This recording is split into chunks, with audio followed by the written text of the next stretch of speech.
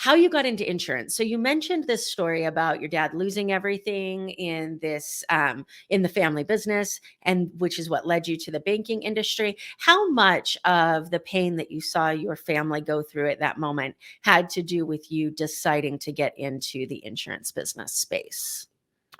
Well, it was greatly important. The reality of it is I had no interest in going into insurance because of that. Um, I got locked out of my career. I hit that age, and when I moved to Nashville, Tennessee for a couple of years, and I couldn't get a job. My game plan was to move out of state of California, work another 10 years, pad the retirement, and ride off in the sunset. And I was overqualified for everything now. So I decided to go into insurance because I figured everyone needs it. And then I did reflect on my family story and the history. And then I thought, man, I could really affect others because I got a story.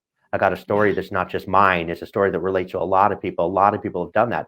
I had a phenomenal childhood, you know, very, very well taken care of by my family. Life got very tough as a young adult. That's when I went through the growing pains and what have you. I was oblivious to life as it would become going through my childhood, because it was a very, very wonderful one. But we live and we learn. So absolutely the family story, because not only did it in there, but then my dad passes away a few years after that, a month before he turns 50, and we're affected a second time. So first we're affected by not having insurance on our commercial properties that we own, by the way, and we lose everything. Now we're affected by my dad passing away and not having anything, and my mom loses her house that we grew up in, and we just lost everything, and my brothers weren't quite there yet in their development, and here I am now with a new career, and my mom's now my dependent, Yeah. and which I welcomed and took care of her because she'd never worked. She just raised us boys. So it had a lot to do with it, to answer your question.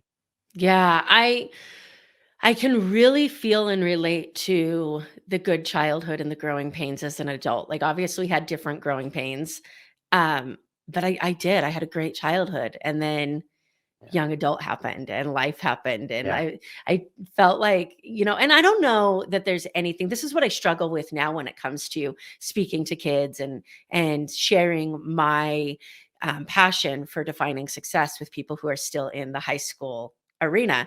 Is if anybody would have told me what it was like to be a young adult and then a adult, I wouldn't have listened. I would have thought, like, you are describing a horror film right now. There is no way that what you're telling me is real.